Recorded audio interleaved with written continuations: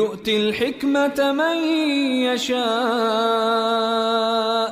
السلام عليكم ورحمة الله نحمده ونصلي على رسوله الكريم أما بعد আজকে আমরা আলোচনা করব কুফার মাদ্রাসা নিয়ে। তার প্রথম মাবাহাস হলো আমাশের সাথীগণ।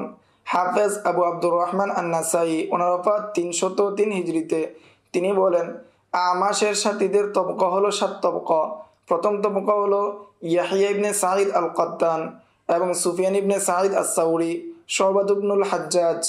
এবং দ্বিতীয় তবকা হলো যায়েদ ইবনে কুদামা আস-সাকাফি, আবু সরাত আল-কুফি এবং জাকারিয়া ইবনে আবি যায়েদ এবং হাফস ইবনে গিয়াস।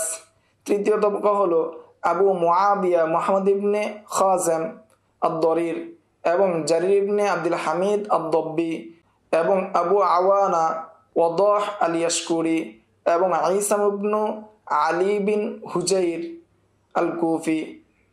চতুর্থ তবকা কুতাইবা ইবনে আব্দুল আজিজ এবং মুদাফফর ইবনে মাহমাল এবং মুদাফফর ইবনে মুহালহাল এবং দাউদ আত-তাই, ফুদাইল বিন আয়াস ইবনুল মুবারক।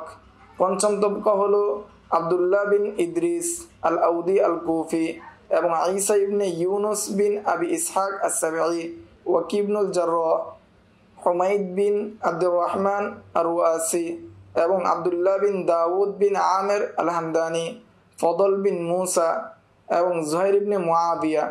ষষ্ঠ তবকা হলো আবু উসামা হাম্মাদ বিন উসামা এবং আব্দুল্লাহ ইবনে নুমাইর এবং আব্দুল ওয়াহিদ বিন জিয়াদ। সপ্তম তবকা হলো উবাইদাত ইবনে হামিদ এবং আবদাত ইবনে সুলাইমান আবু মুহাম্মদ আল-কুফি। দ্বিতীয় মাবহাস হলো সুফিয়ান সাউরির এর আসহাব বা শাগিরদগণ।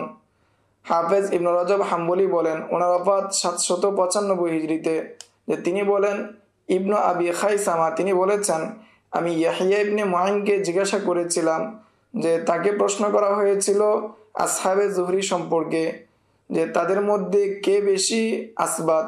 তখন তিনি বলেছিলেন যে প্রথম তবকা হলো তারা হলো 5 জন, ইয়াহিয়া ইবনে সাঈদ আল-কাত্তান এবং ওয়াকি ইবনুল জাররাহ এবং আব্দুল্লাহ বিন মুবারক এবং আব্দুর রহমান বিন মাহদি এবং আবু নুআইম আল-ফদল বিন দুকাইন।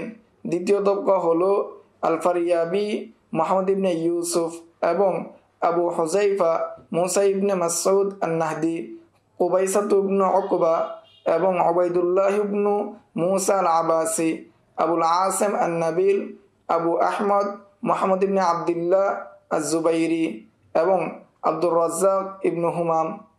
এই তবকায় যারা রয়েছেন সবাই ইমাম সুফিয়ান সাউরির এর কাছাকাছি বা তাদের থেকে এবং সবাই সাকা, কিন্তু তারা জব্ত এবং মারেফার ক্ষেত্রে তাদের সমপর্যায়ে নয়।